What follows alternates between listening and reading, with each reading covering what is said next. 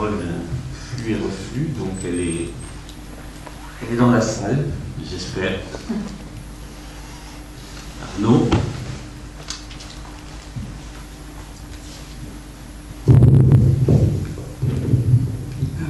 C'est une belle expérience. Merci de m'avoir fait vivre. J'en profite pour poser une question que j'aurais voulu poser à Patrick Quillier sur le choix de son terme achromatique et acousmatique. Il me semble que ces termes font écho donc à des verbes grecs qui veulent dire entendre, qui veut dire écouter, mais impliquent dans l'origine, par exemple pythagoricienne, de l'acousmatique ou de l'acromatique, implique qu'en même temps qu'on écoute, on entend au sens où il y a du sens. Et c'est là que je verrais une sorte d'ambiguïté dans cette façon de travailler sur l'acromatique, parce que j'ai eu l'impression que c'était pas seulement, enfin c'était pas avant tout pour le sens que tu avais créé cette, entre guillemets, discipline, mais pour quelque chose qui est infrasens, et qui a forcé, à mon avis, Deleuze, à quitter la logique du sens pour aller vers la logique de la sensation. Ce qu'on a entendu, par exemple, avec les malentendants, c'était qu'il y a quelque chose qui est sous le sens et qui s'écoute mais ne s'entend pas, ne se comprend pas, c'est pas du lectone, c'est pas un incorporel que l'on comprend, c'est de la sensation. Donc voilà la question que je voulais poser à Patrick. C'est moins une question qu'une précision au fond que tu fais, hein, et que je partage tout à fait. Je crois d'ailleurs justement que la belle intervention de Pascal sur précisément tout ce qui est déplacement, mobilité, émergence, l'ombre du son, ce qui palpite ou ce qui résonne ou ce qui vibre dans des choses que nous devons percevoir autrement ou sentir autrement, écouter autrement. C'était particulièrement, je crois, je dirais, éclairant de ces phénomènes-là. Alors,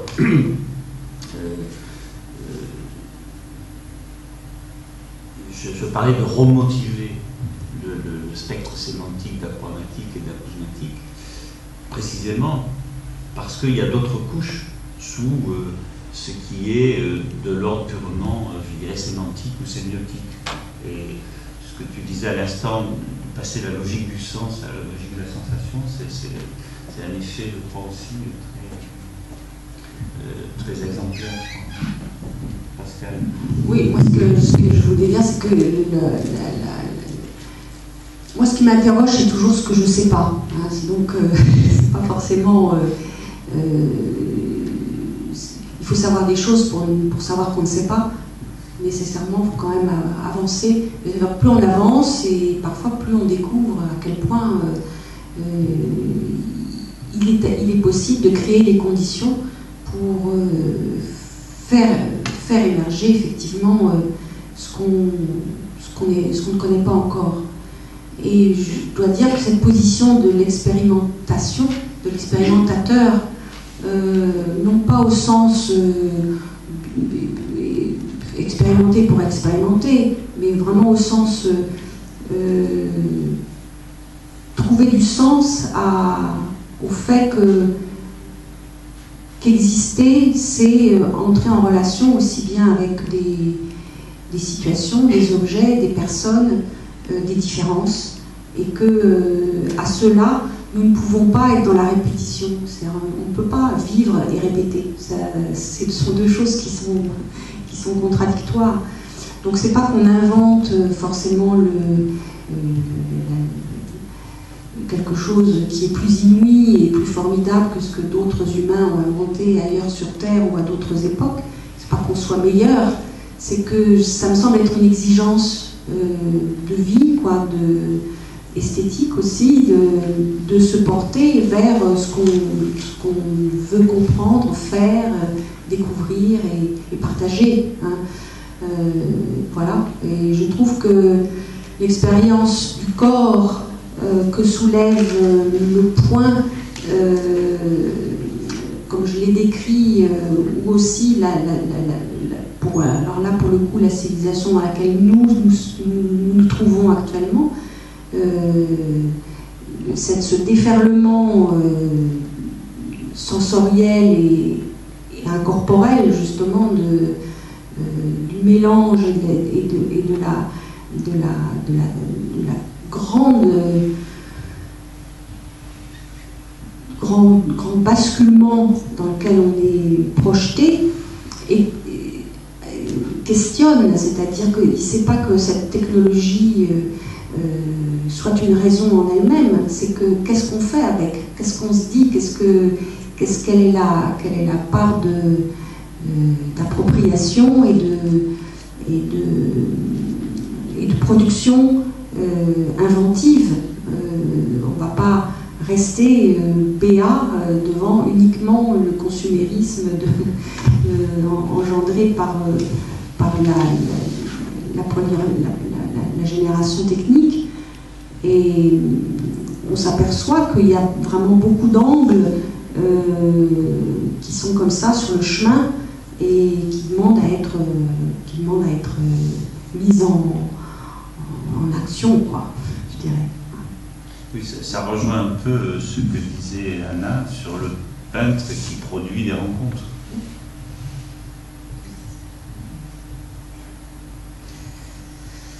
Excusez-moi.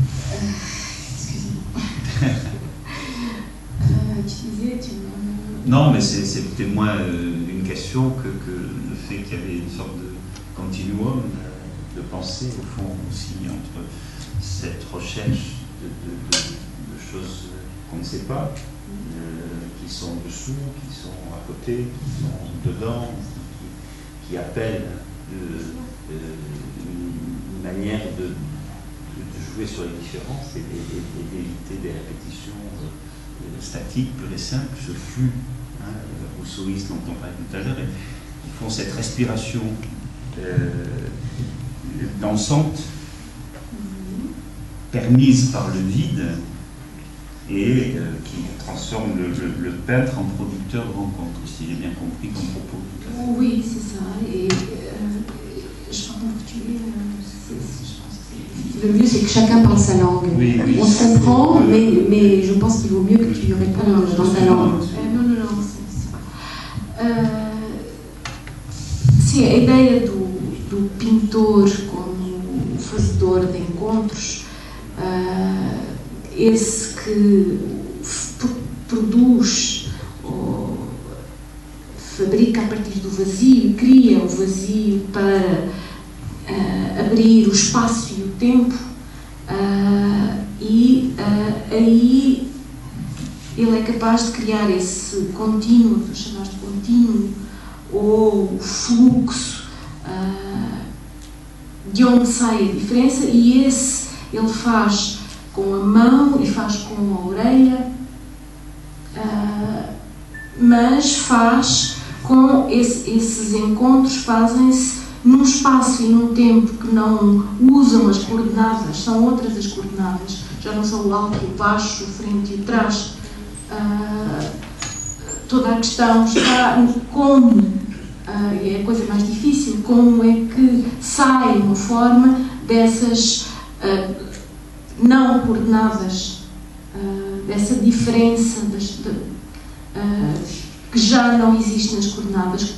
É uma orelha impossível, a orelha ubíqua, c'est une oreille impossible, como a mão é uma mão impossível.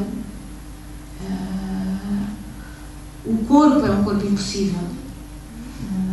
E é esse lugar possível que é o lugar do encontro.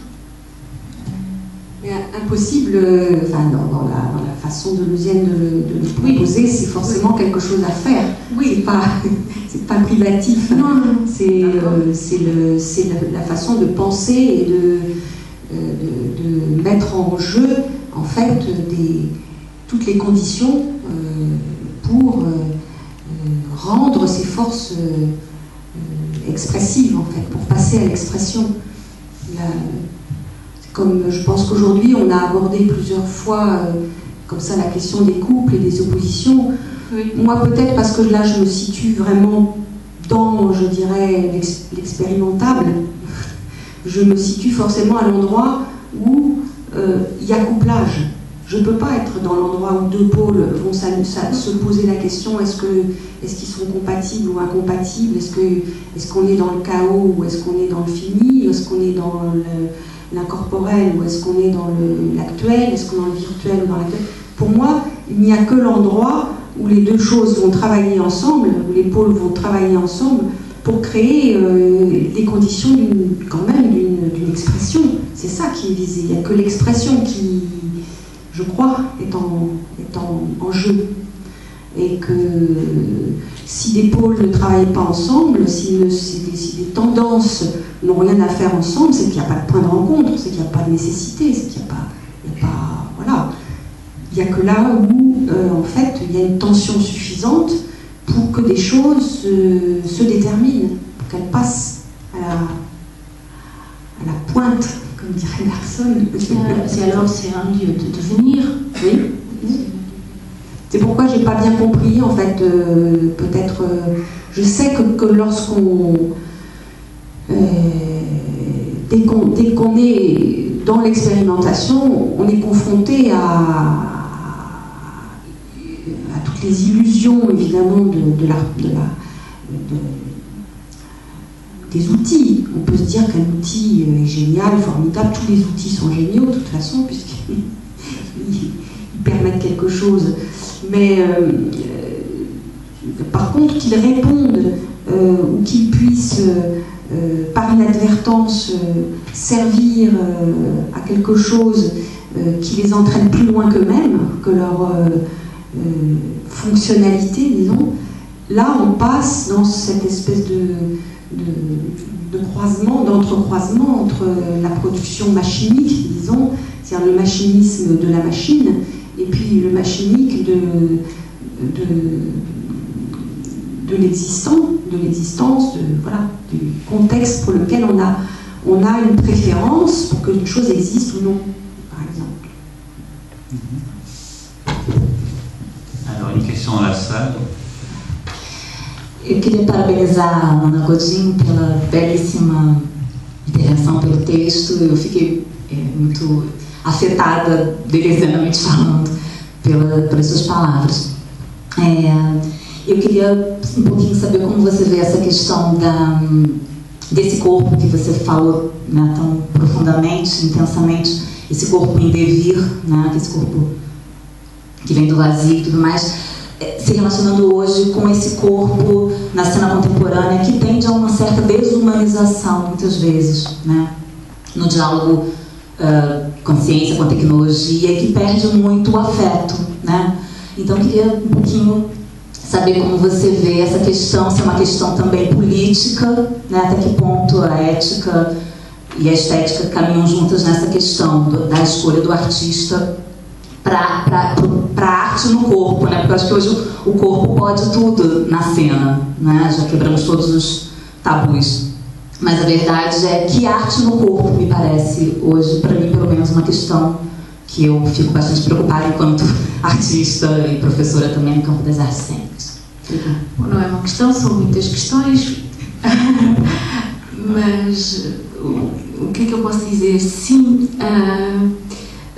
posso fazer uma relação com esse corpo contemporâneo, com esse corpo, podemos dizer, aprisionado pelas tecnologias, por exemplo.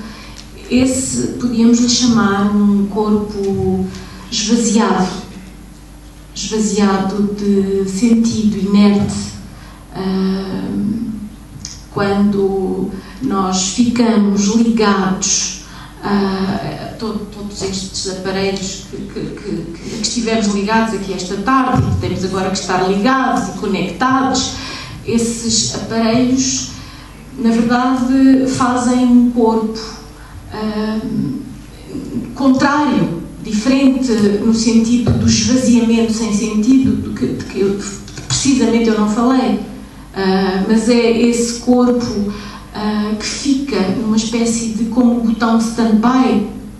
É um corpo que fica em stand-by. Ora, o que fazer hoje com esse corpo que está cada vez mais em stand-by?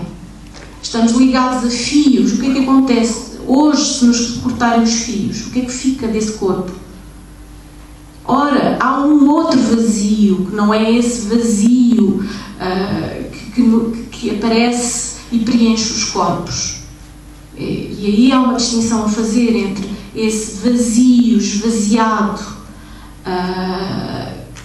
que preenche, é o sentido do preenchimento, preenche os corpos, ocupa o espaço, ocupa o tempo, não deixa tempo para nada, não deixa para os intervalos, para as pausas. Há um outro corpo que tem um vazio, que é um vazio pleno, e esse vazio contém nele essa possibilidade de respirar. É um outro corpo, é um corpo feito de intensidades e de vires.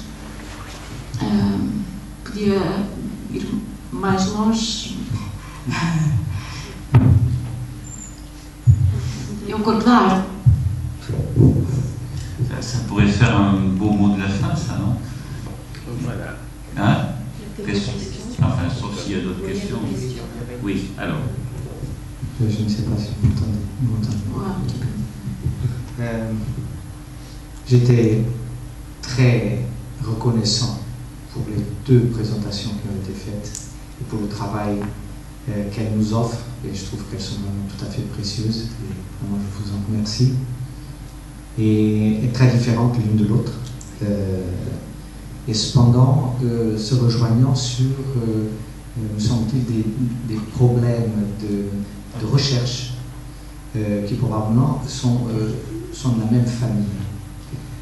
Moi je vois un problème dans l'enchevêtrement des échelles et dans les échelles d'analyse, du sens à la sensation et au micro. Et je crois qu'on ne peut plus ignorer aujourd'hui 2 lignées de recherche qui sont l'une la neurologie et l'autre l'intelligence artificielle, qui viennent l'une et l'autre poser la question de la formation successive des éléments à chacun des étages de traitement du signal, jusqu'à ce qu'émerge ce qui est entendre au sens de comprendre, quelque chose qui a du sens. Et je crois qu'il y a des travaux comme ceux de Smolensk, par exemple, sur le niveau subsymbolique, qui sont très intéressants parce qu'ils partent de la physicalité de l'événement qu'on appelle signal, à partir duquel quelque chose, un mécanisme, un processus extrait de l'information. Elle n'est pas contenue, elle peut être extraite, mais cette information est extrêmement, elle n'a pas de sens, elle est simplement un ensemble de régularités, ou de différences, justement, de différences et de régularités. À partir de là, il semble qu'il y ait un traitement subsymbolique qui ne donne pas encore accès à du sens, mais qui produit des événements corporels qui eux-mêmes peuvent être interprétés. Et à partir de ce moment-là, il intervient le sémantique, si on peut dire. Et je crois que dans la recherche des micro-intervalles, je vois un analogue de cet enchevêtrement des échelles qui probablement ne sont pas étanches les unes par rapport aux autres. Il faudrait maintenant explorer ce qui se passe à l'interface du subsymbolique et du symbolique, du signal pur, en tant que pur événement physique vers l'extraction de l'information, etc. Et il me semble que c'est probablement dans ces 2 lignées de recherche, tant dans la neurologie que dans la construction de simulateurs du sens, de génération du sens, qu'on pourrait éventuellement obtenir des résultats dans d'autres domaines, comme par exemple celui de la musique, qui nous place devant, comme vous l'avez montré très bien, dans un environnement physique où il y a des différences des événements, une foule d'éléments à différentes échelles, n'est-ce pas, pour en arriver alors à quelque chose qui me semble non pas contredire, mais être une alternative à ce que vous proposez, qui est de dire l'immatérialité de la musique, dire plutôt la matérialité de la musique. Autrement dit, explorer la musique de bout en bout comme quelque chose qui existe dans le monde physique et qui assume des conséquences physiques sur un verre qui se brise ou alors émotionnelles dans un corps qui s'émeut. Voilà, donc je crois que je voulais apporter cette idée que l'enchevêtrement des échelles est en train d'être traité par deux courants de recherche très importants et probablement on a gagné à les suivre de près.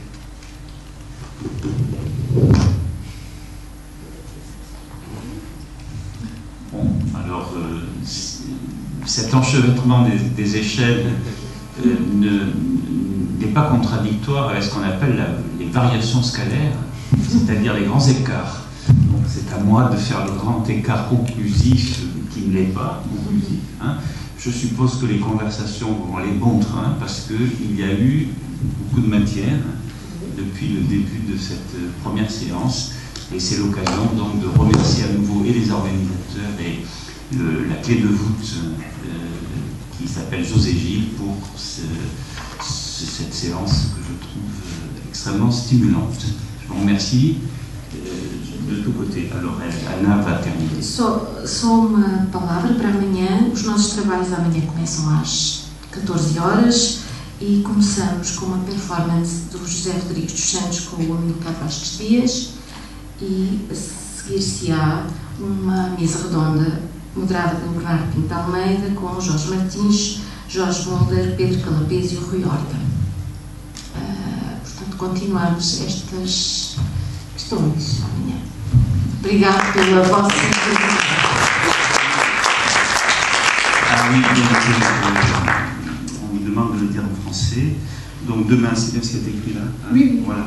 Donc à 14h, nous commençons avec une performance de José Rodrigues dos Santos et d'Amilcar Vasques Dias, modalité de la présence des corps dans la musique, une expérience. Il y aura donc une pause et ensuite il y aura donc une intervention de... Oui, intervention, modération. Voilà, hein, de Bernardo Pinto de Almeida avec une table ronde impliquant Georges Martin, Georges Mulder, Pedro Calapés et Rui Horta. Et nous terminerons, comme on termine aujourd'hui, par un grand débat. Voilà, merci à tous et à toutes.